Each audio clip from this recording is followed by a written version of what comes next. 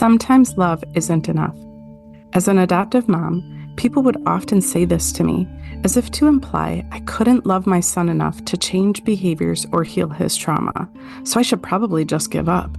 At least that's how I took those four powerful words, which had buried themselves deeply in my mind, leading me to doubt my ability to parent my child. Sometimes love isn't enough. That is the truth.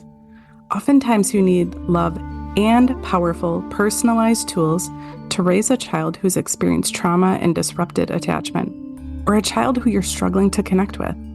I am on a mission to help parents raising kids with a tricky past to show up with unconditional love and practical tools to lovingly manage even the most challenging of times. Be sure to subscribe to our podcast and follow us on Instagram and Facebook. Plus, if you like what you hear, I'd love for you to leave a review. Now let's get to the good stuff.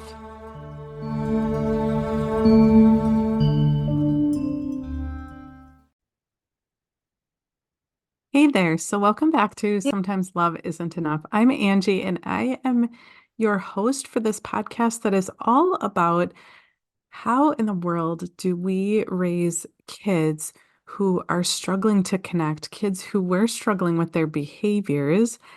How do we do it in a way that helps to empower our kids to be the best version of themselves and also maintain our own sanity? Because, quite frankly, there's a lot of professional advice out there. So many experts telling us as parents what we need to do for our kids, how to do it, giving us kind of prescriptions on how to raise kids who are resilient and who we can enjoy again.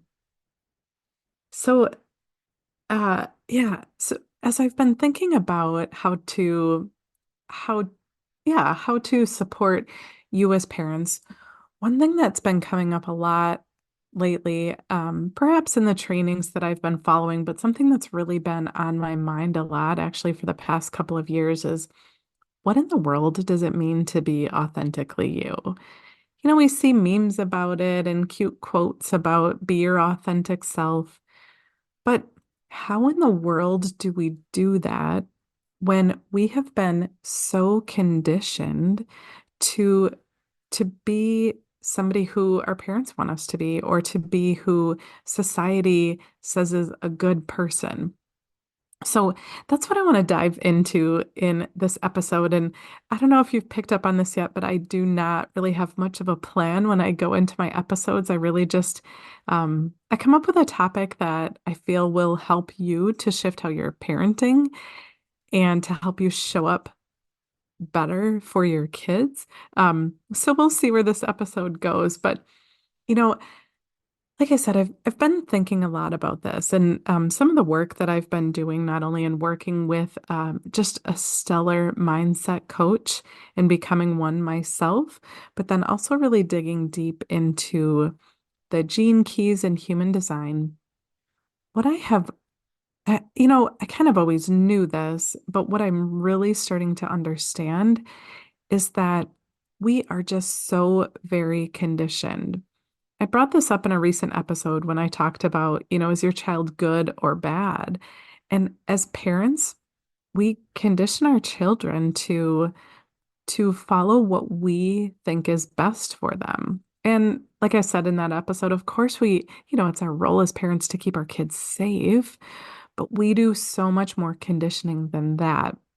So if we could kind of piecemeal out all that happens to our kids when they're younger, even in the very best of situations, we as parents give our kids a lot of feedback about what's good, what's expected, what makes us happy.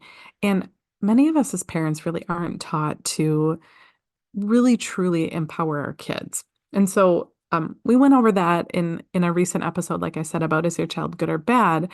But what it really boils down to is, as humans, we are conditioned from very early on to fit the mold of the other people in our life.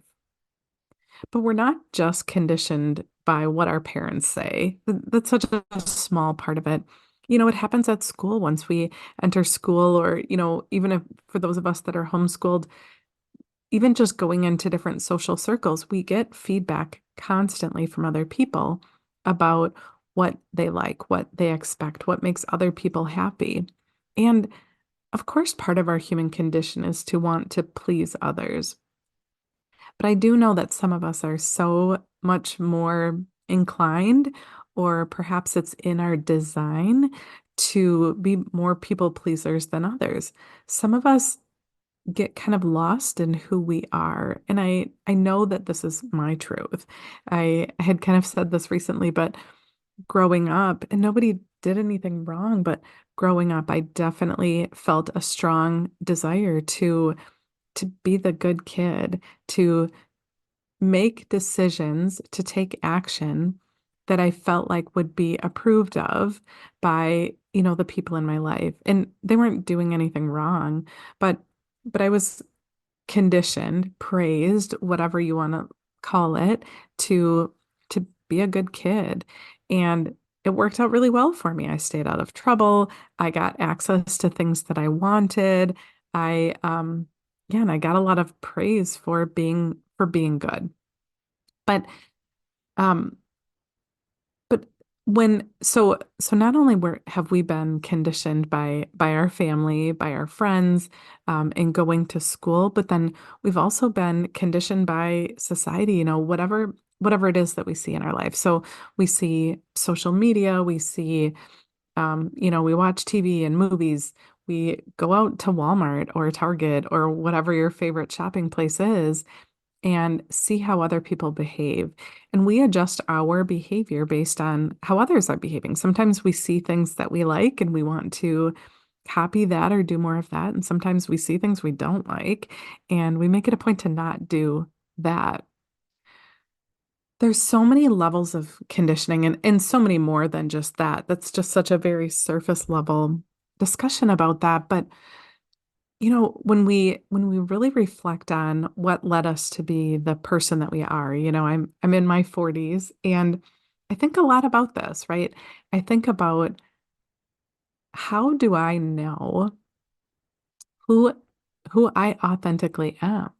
How do I know who I am at a core? It comes up with music, for example, right? You're in a relationship and you start to like the music that they like, or you start to like the movies that they like, or the activities that they like. But what happens to what I like? And sometimes I think about, I sometimes I don't know. As an adult, sometimes I get really lost in what exactly is it that I like. So when I then think about, like, how how do I make decisions? How do we all make decisions? Decisions about where to go out to eat, or what home you want to live in, or how you want to parent your kids. How do you make those decisions? Well, I'm wholeheartedly confident that a huge factor in your decision-making process is about your conditioning, about what you saw when you were growing up. Many of us will buck against our own child rearing, right? Like, I won't parent my kids the way that I was parented, although we've been conditioned to see things a certain way, and oftentimes we do revert back to that. But even in the way that we parent, we've been so very conditioned. And we oftentimes take into account how other people will respond based on the decisions that we make, right? So we'll make decisions about, again, back to how we want to parent our kids, how we want to praise them or teach them. We'll make decisions based on how we think other people are going to respond to what we're doing, instead of really truly reflecting on what we as parents know is best for our kids. And quite frankly, I feel like we've been conditioned to seek that outside advice, and really taught or conditioned that we might not know what's best for our kids. And so when we really reflect on what decisions we make, how we parent, and then ultimately what we're modeling for our kids, are you really being authentically you? You know, it's so challenging to take a step outside of everything that you've learned, everything that you've been experiencing in your everyday life, and really ask yourself that question, right? When you think about, for example, dealing with your child's challenging behaviors, maybe you have a child that is openly defiant, they're argumentative and they're defiant. And you as a parent have a choice to make, right? You can use a gentle parenting strategy and, really be curious about what's going on with your child and what do they need. Or you can use a more regimented approach where you're, really evaluating the function of the behavior and wanting to respond accordingly based on what you've determined is the function. Or perhaps you revert to parenting in the way that you were parented, which might be neither of those, right? So, which of those three or the many other options really are true to you and what you want? Well, the truth is that maybe none of them are. The truth is that the only answer to that question really is inside you. In order to really know who you authentically are, it does require us to, one, do some work on deconditioning ourselves. And as I am learning more and more and more about human design, that is what it is all about.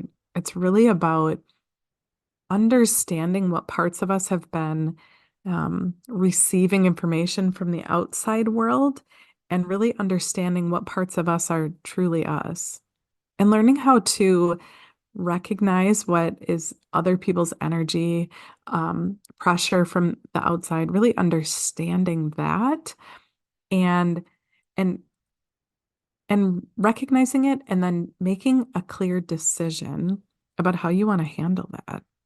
But first, we have to understand. But also, in understanding who we really are and really deconditioning, we have to have really good tools to go inside and really ask ourselves, what lights us up? What feels good to us when it comes to parenting our kids? Back to my example about raising kids with tricky behaviors. We have to if we want to make changes, it is necessary that we're able to step outside of all the conditioning that we have and really set up a process that works for you to really go in. So some of the things that I have been trying to put into practice or things that I've heard others who are really, really working on trying to find their true authentic self. Some of the things I'll share with you some tips. So the first one is finding quiet time. I think that I don't think, I know that in uh, today's busy world where we're rushing from this thing to that thing to this thing. And, when you're raising kids with maybe some exceptional behaviors, you're running from this appointment to that appointment. And maybe you have them in extracurriculars or you're spending time dealing with behaviors or whatever it might be. We get so caught up in the busy and the chaos and the running that we don't take time. And then when we do have time, right? Our idea of vegging out or taking time for ourselves is to, get caught up in a series, a TV series, or, whatever it is your go-to is, maybe dive into a book. But how often do you really just think and sit and perhaps even be in silence? For many of us, silence is uncomfortable because our mind gets racing once we turn off all the outside clutter. And so many things come up in our mind. I had said to the woman who my nail artist, she is lovely. I've gone to see her for years, and we were talking about meditation one day, and she had said, I can't do it. I just can't do it. It's just too hard. And you know, I left my appointment, and I was really thinking about that, and I thought, like, why in the world is it so hard to meditate, to sit and be quiet? Well, it takes practice, right? It's it's the same logic that I can't wake up tomorrow and decide I'm going to be a marathon runner and just run a marathon tomorrow. It takes practice and building that muscle with persistence over time. And so that's my first tip for you about learning and understanding your true authentic self is to find silence. However you do that. For some of us, it's meditating, maybe a guided meditation. For some of us, it's walking. For me, it's being near water, which I don't live near water, but I keep creating opportunities where I can be as close as I can. Even sometimes I'll have breaks in my everyday work day. Not breaks per se, but time where I don't have a client and so I can catch up on notes. And I definitely try to find water, park my car near the river. I my mind works so much better when I'm near water. So, but it's different for all of us. What I do know is that if we're constantly filling our mind with clutter and chaos and even just mind-numbing TV shows, it's really, really hard to understand what your true authentic self is. So that's my first tip is silence. However you find that, however you create that, silence. My next tip is journaling. For some of us, the way that our mind works is we actually have to get those words out. And so I know when I first started working with my coach, one of the practices that she had us do was to journal every morning. And she would give us journal prompts, things that she would recommend that we write about. And I sometimes followed them, sometimes I didn't. But really the prompt was for me was, you know, what's coming up when I think about my goal that I'm working on. I always have a goal about relationships and one about my business or my I don't know, fulfilling my purpose, I guess more so. And so my goals are hard. I make them really seemingly unreachable. And so each morning I was getting up. I've gotten out of this practice a little bit because I've shifted it a bit. I've been working really hard on silence actually. But when I started journaling, that's what I would do. I would read my goal, write my goal, and then I would just um free flow journal whatever was coming up about my goal. And sometimes after, 10 or 15 or 20 minutes of journaling, I would look back at what I wrote and I would be astonished at what my mind had to say that I didn't even know I was thinking about my goals. And so perhaps if you were asking yourself questions about, you know, how can I be authentically me? Or what exactly is it that I want? You might be surprised at what your mind comes up with. So, those are my two big tips for you about really finding your authentic self. And, the last part that I want to kind of wrap up this episode about is how in the world do we do this for our kids? Because that's what it's all about, right? We can do the work on us, but if we go back to parenting our kids the way that we've been conditioned to, then what's the point, right? We are raising the next generation. And so helping our kids from a very, very young age is, and don't beat yourself up if your kids are older because you didn't know.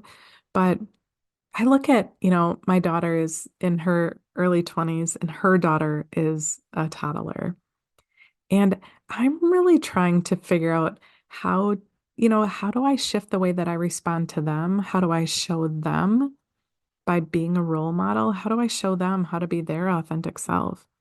And part of that is about being that role model. Like I said, part of it is about us really stepping up to the plate and even saying words out loud about, I'm not going to let other people's opinions decide, about this decision or that decision. I really want to go in and find out what really matters to me, not what I think my parents would have wanted me to do or what my best friend thinks I need to do or, what the neighbors might, think about my decision, but instead what really matters to me.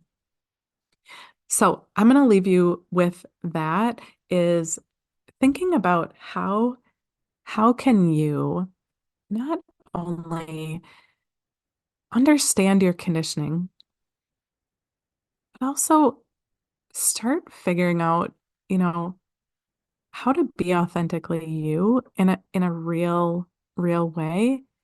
And then how can we pass that on to our kids? How can we help our kids do the same so that they are the next generation who isn't so worried about what everybody thinks about them, who isn't making decisions based on other people's opinions, but rather on what they know to be true for themselves? Because I know, I know as a people pleaser growing up and as a people pleaser as an adult, I feel constant inner conflict about what I what my gut is telling me that I need to do and what I feel pressure from the outside to do. And it's not that anybody is putting pressure on me. It's part of my design. I'm designed to perceive pressure from the outside world.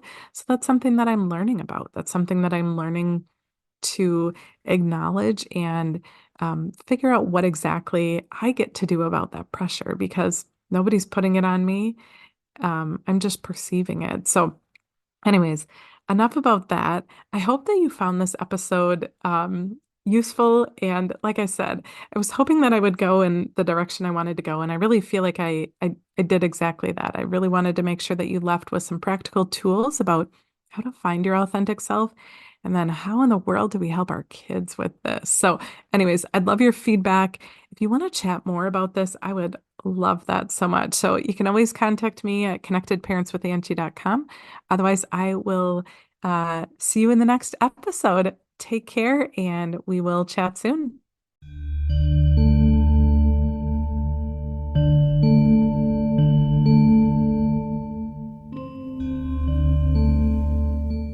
I hope that you found this episode so incredibly powerful. Thank you for joining us for Sometimes Love Isn't Enough. If you resonated with what you heard here, please subscribe to this podcast and give us a review. You can also follow us on all the socials. Check the show notes for all the details about how to start tackling behaviors and creating a powerful, loving relationship with your child, a child who needs your love the most. And if your gut's telling you that it's time for a change now, book a free consult. I'd love to help you love unconditionally and show you that you have that power within you.